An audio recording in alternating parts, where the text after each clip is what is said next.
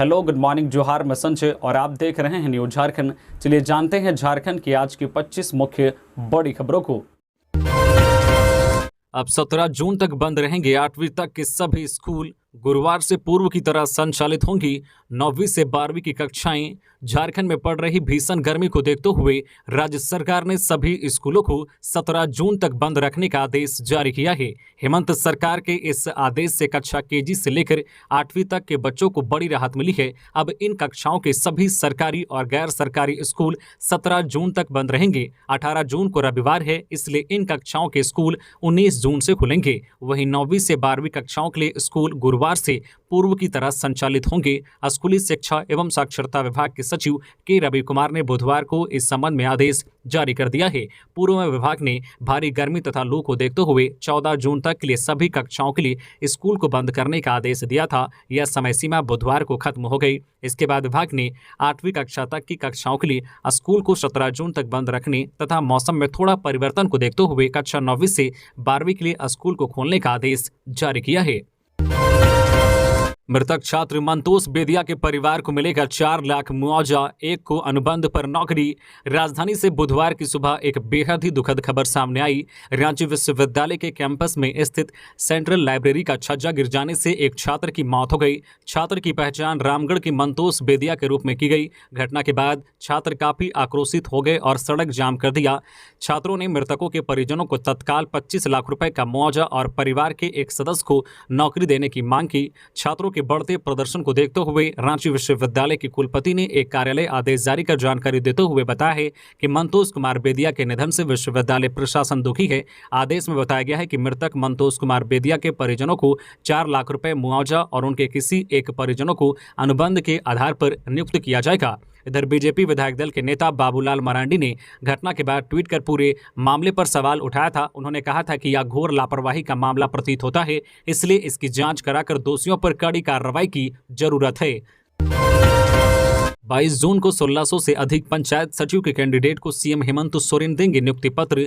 पंचायत सचिव के कैंडिडेट की इंतजार की घड़ी समाप्त हो गई। 22 जून को पंचायत सचिव परीक्षा के उम्मीदवारों को नियुक्ति पत्र मिलने जा रहा है। पंचायती राज विभाग के प्रधान सचिव राजीव अरुणेका ने इससे जुड़ा एक पत्र सभी जिले के डीसी को भेज दिया है।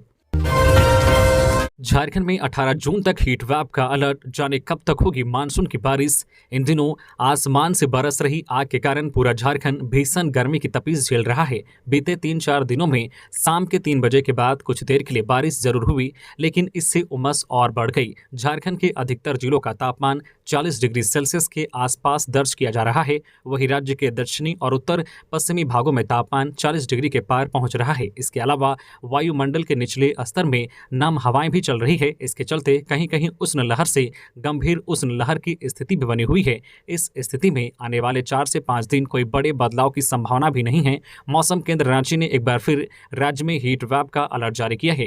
विभाग के पूर्व अनुमान के मुताबिक 15 जून को राज्य के दक्षिणी, उत्तर पूर्वी और उत्तर पश्चिमी भागों में कहीं कहीं हीट वेव की स्थिति देखी जा सकती है। वही जो है 16 और 17 जून को राज्य के दक्षिणी तथा उत्तर पश्चिमी भागों में कहीं कहीं लू चलेगी, जबकि 18 जून को राज्य के दक्षिणी भागों में उष्ण लहर का कहर देखा जा सकता है। इस कारण लोगों को गर्मी से असहजता महसूस हो रही है। खासकर बच्चे और बुजुर्गों के लिए स्वास्थ्य पर प्रतिकूल प्रभाव पड़ने की संभावना है। ऐसे में मौसम केंद्र रांची ने कुछ खास बातों का ध्यान रखने की सलाह दी है।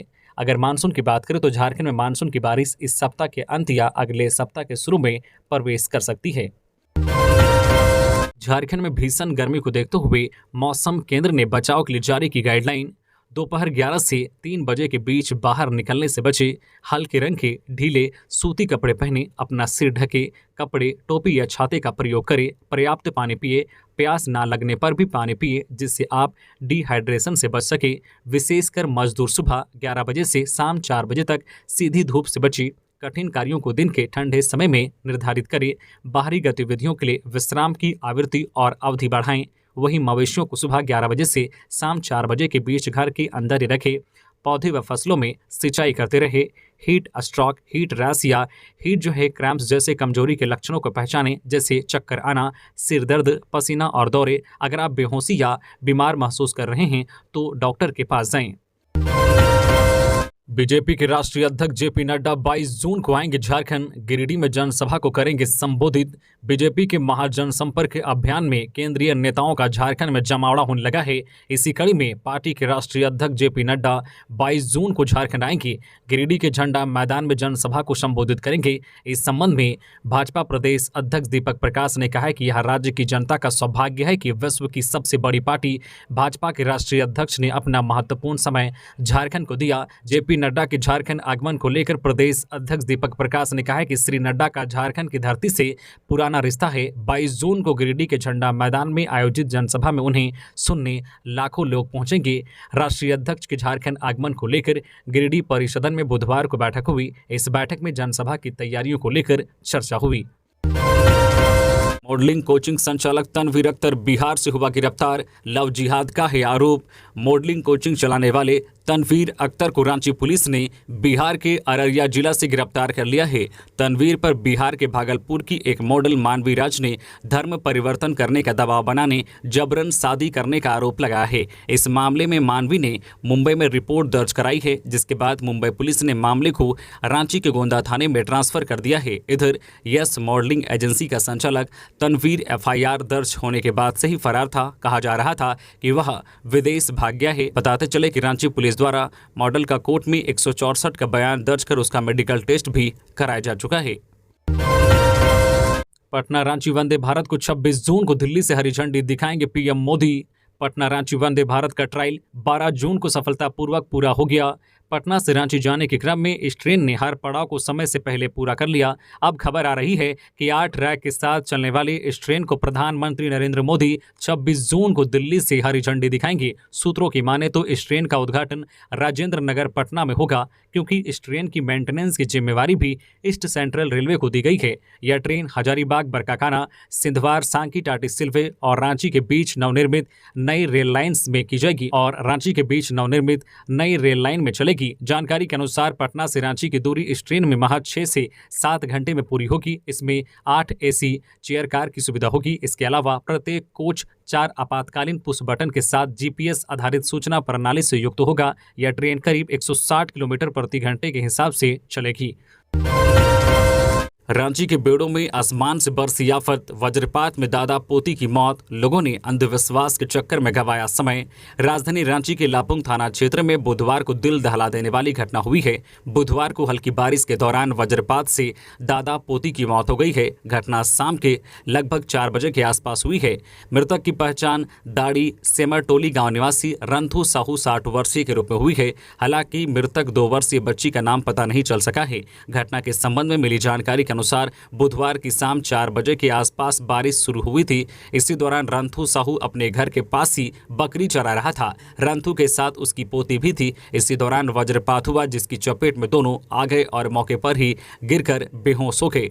वही घटना की जानकारी मिलते ही परिजन और ग्रामीण मौके पर पहुंच गए और लोगों ने दोनों को तुरंत अस्पताल पहुंचाने की बजाय अंधविश्वास के चक्कर में दोनों को गोबर के गड्ढे में डालकर पूरे शरीर पर गोबर का लेप लगा दिया। लोगों को आस थी कि शायद ऐसा करने से दोनों बच जाएंगे, पर ऐसा नहीं हुआ। कुछ देर के बाद दोनों की स्थिति गंभीर होता देख परिजन उन्हें सामुदायिक स्वास्थ्य केंद्र लापुंग लेकर पहुंचे, जहां चिकित्सकों ने जांच के बाद दोनों को मृत घोषित कर दिया। वही जानकारी मिलने के बाद लापुंग पुलिस मौके पर पहुंची और दोनों के शव को कब्जे में ले लिया। पुलिस के अनुसार दोनों शवों को गुरुवार को पोस्टमार्टम के लिए रिम्स भेजा जाएगा। जेएमएम के गढ़ में वसुंधरा की हुंकार। हेमंत को परिवारवाद और भ्रष्टाचार पर घेरा। कहा, जनता के बीच त्राहिमाम मचा है। लोकसभा चुनाव के लिए चुनाव प्रचार की शुरुआत करने देवघर के बाद दुमका पहुंची वसुंधरा राजे सिंधिया ने परिवारवाद को लेकर हेमंत सोरेन और झामू पर जमकर हमला बोला। दुमका में जनसभा को संबोधित करते हुए वसुंधरा राजे सिंधिया ने संथाल की जनता से परिवारवाद की राजनीति को खत्म कर विकास की राजनीति को अवसर देने का आह्वान किया है। ओडिशा रेल हादसे में राहत के लिए सत्संग आश्रम ने पीएम रिलीफ फंड में दिए 50 लाख। ओडिशा रेल दुर्घटना में राहत के लिए देवघर के सत्संग आश्रम ने पीएम रिलीफ फंड में 50 लाख रुपए दान किए। इस घटना से श्री श्री ठाकुर अनुकूल चंद सत्संग आश्रम के प्रधान आचार्य देव काफी आहत हुए। कहा कि दुख की इस घड़ी में सत्संग आश्रम रेल हादसे में मारे गए उन तमाम परिवारों के साथ है। ईश्वर से प्रार्थना है कि जो घायल हैं, इलाज करवा रहे हैं, वे जल्द स्वस्थ हों। आचार्य देव ने कहा कि यह दान इस विपदा की घड़ी में सहानुभूति और समर्थन के प्रतीक के रूप में है। आईएएस नेहा अरोड़ा को मिला प्राथमिक शिक्षा के निदेशक का अतिरिक्त प्रभार। पेयजल एवं स्वच्छता विभाग की अपर सचिव नेहा अरोड़ा को अपने कार्यों के साथ अगले आदेश तक प्राथमिक शिक्षा के निदेशक का अतिरिक्त प्रभार दिया गया है। बता दें कि आईएएस अधिकारी नेहा अरोड़ा स्वच्छ भारत मिशन के मिशन डायरेक्टर के अतिरिक्त प्रभार की भी जिम्मेवारी मिली है। इस संबंध में कार्मिक प्रशासनिक सुधार तथा राज्य भाषा विभाग ने अधिसूचना जारी कर दी है। धनबाद में दिन दहाड़ी फायरिंग, 2 को मारी गोली, ट्रांसपोर्टर परवीन कुमार की हत्या, होटल संचालक गंभीर रूप से घायल, बढ़ रहे हैं अपराधियों के हौसले। धनबाद में एक बार फिर अपराधियों ने अपने बढ़ते हौसले का परिचय दिया है। दिन के 11 बजे भरे बाजार में गोलीबारी हुई है, जिसमें एक व्यक्ति की मौत हो गई जबकि दूसरा घायल है। धनबाद के पाथरडी थाना क्षेत्र के चासनाला साउथ कॉलोनी स्थित सेल कांटा के निकट गोलीबारी हुई। इस गोलीबारी में निजी कार्यालय में कोयला ट्रांसपोर्टर और पेट्रोल पंप के मालिक परवीन राय की अपराधियों ने गोली मारकर हत्या कर दी। गोली की आवाज सुनकर आसपास के दुकानदारों को जुटता देख अपराधियों ने होटल संचालक राजकिशोर को भी गोली मार दी। गंभीर हालत में उनका इलाज चल रहा है। उन्हें चासनाला सीएचसी में भर्ती कराया गया है। इस हत्याकांड के बाद स्थानीय लोग और परिजनों ने मिलकर अपराधियों की गिरफ्तारी की मांग की है। इस विरोध प्रदर्शन की वजह से झरिया सिंदरी मुख्य सड़क आधे घंटे से ज्यादा वक्त के लिए जाम रहा। पुलिस ने भरोसा दिया है कि अपराधियों को जल्द से जल्द गिरफ्तार किया जाएगा। पुलिस के आश्वासन के बाद जाम हटाया गया, लेकिन दिन दहाड़े चली गोली ने धनबाद में सुरक्षा को लेकर बड़े सवाल खड़े कर दिए हैं।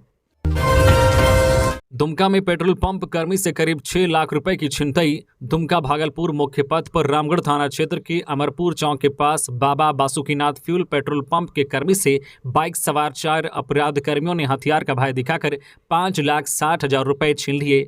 पंप के कर्मी हितेश कुमार के साथ छिनतई की घटना तब हुई जब वे पैसा लेकर दुमका जा रहे थे। दुमका जाने के क्रम में 2 बाइक सवार 4 अज्ञात अपराधियों ने मंगलवार की देर शाम छिनतई की वारदात को अंजाम दिया। जानकारी के अनुसार पेट्रोल पंप कर्मी हितेश कुमार बाबा बासुकीनाथ फ्यूल स्टेशन चंद्रदीप नौनीहाट से पेट्रोल डीजल बिक्री के पैसे को लेकर मंगलवार की शाम कार से अपने मालिक को पैसा देने जा रहे थे। चंद्रदीप नौनीहाट से निकलकर जैसे ही कार अमरपुर चौक के पास स्पीड ब्रेकर के समीप धीमी हुई, अचानक पीछे से आ रहे 2 बाइक सवार अपराधियों ने गाड़ी रुकवाकर हितेश कुमार से रुपए छीन लिए। घटना की जानकारी मिलते ही रामगढ़ थाना की पुलिस घटनास्थल पर पहुंची। तब तक अपराधी घटनास्थल से भागने में कामयाब रहे। इधर पुलिस अपराधियों की धरपकड़ में जुट गई है। अनुदेशक भर्ती परीक्षा में फॉर्म भरने की तिथि बढ़ाने को लेकर आईटीआई छात्रों ने दिया धरना। झारखंड अनुदेशक भर्ती 2022-23 की परीक्षा फॉर्म भरने की तिथि बढ़ाने की मांग को लेकर बुधवार को छात्रों ने धरना दिया। दरअसल अनुदेशक भर्ती 2022-23 में फॉर्म भरने की तिथि 24 जुलाई रखी गई है। साथ ही इस परीक्षा में CITS प्रमाण पत्र अनिवार्य किया गया है। धरना देने वाले छात्रों का CITS कोर्स 15 अगस्त 2023 को पूरा हो रहा है, जिस कारण छात्र परीक्षा में फॉर्म भरने की तिथि को बढ़ाने या नियुक्ति में वास्तविक प्रमाण पत्र के माध्यम से आवेदन को लेकर अनुमति देने की मांग कर रहे हैं। झारखंड में जूनियर इंजीनियर सहित अन्य पदों पर मौके।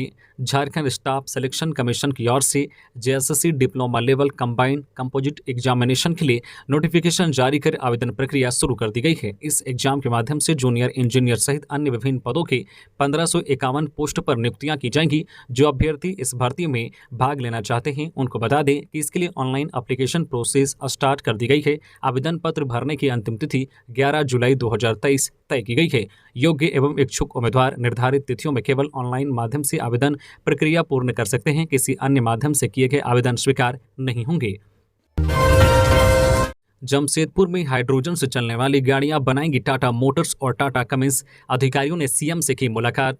देश की अग्रणी वाहन निर्माता कंपनियां टाटा मोटर्स और टाटा कमिंस इलेक्ट्रिक वाहनों के साथ साथ हाइड्रोजन इंजन से बनने वाली गाड़ियां बनाने की तैयारी में हैं। मुख्यमंत्री हेमंत सोरेन के साथ झारखंड मंत्रालय में बुधवार को हुई बैठक में टाटा मोटर्स, टाटा स्टील एवं टाटा कमिंस के वरीय अधिकारियों ने यह जानकारी दी। रविंद्र सिंह बनाए गए झारखंड राज्य कृषि विपणन परिषद के अध्यक्ष, अधिसूचना जारी। झारखंड राज्य कृषि विपणन परिषद के अध्यक्ष पद पर कांग्रेसी नेता रविंद्र सिंह को मनोनीत किया गया है। इस संबंध में कृषि विभाग की ओर से अधिसूचना जारी कर दी गई है। झारखंड राज्य कृषि उपज और पशुधन विपणन संवर्धन और सुविधा अधिनियम 2022 की धारा 23A एवं 86 के तहत रविंद्र सिंह को अध्यक्ष पद पर अगले आदेश तक के लिए मनोनीत किया गया है। अधिसूचना के तहत तत्काल प्रभाव से यह आदेश लागू किया गया है। रविंद्र के अध्यक्ष पद पर मनोनीत किए जाने पर कई नेताओं ने उन्हें बधाई दी।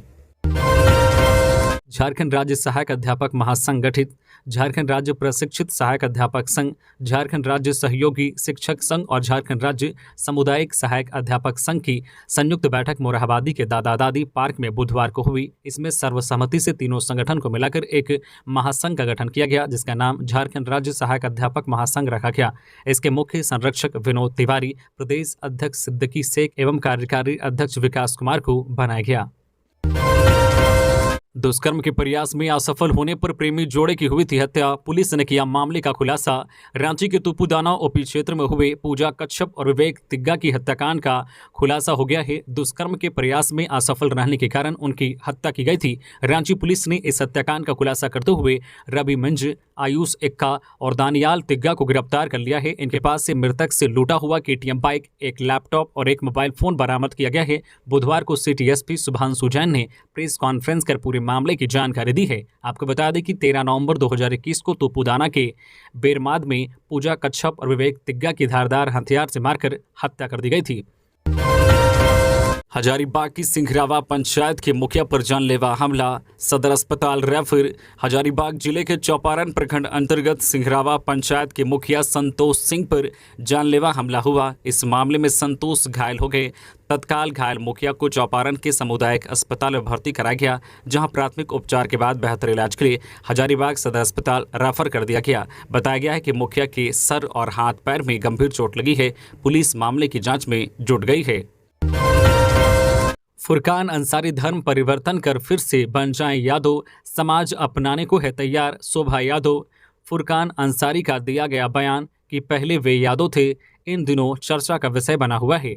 इस बीच राष्ट्रीय यादव सेना की प्रदेश अध्यक्ष शोभा यादव ने बयान जारी कर फुरकान अंसारी को आड़े हाथों लिया है। उन्होंने कहा है कि फुरकान अंसारी जी का एक वीडियो आया है, जिसमें उन्होंने कहा है कि पहले हम यादव थे, समानतों के अत्याचार और शोषण के कारण मुसलमान बन गए।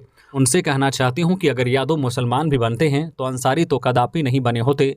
यादव भगवान श्री कृष्ण के वंशज हैं और एक वैदिक क्षत्रिय हैं। आपने अपने साथ जोड़ के पूरे यादव जाति का अपमान किया है। शोभा यादव ने कहा है कि आप सच में यादव थे और मुसलमान बन गए तो निश्चित रूप से वहां भी आपके साथ घोर शोषण हुआ है और फिर आप अंसारी बन गए। खैर चलिए, यादव समाज फिर से आपको अपनाने के लिए तैयार है। अगर सच में आपके पूर्वज यादव थे तो आप धर्म परिवर्तन कर पुनः यादव बन जाएं, तब आप सही में उदाहरण बन जाएंगे। इस तरह इस महान योद्धा जाति को नीचा दिखाकर बेइज्जत करने का प्रयास ना करें।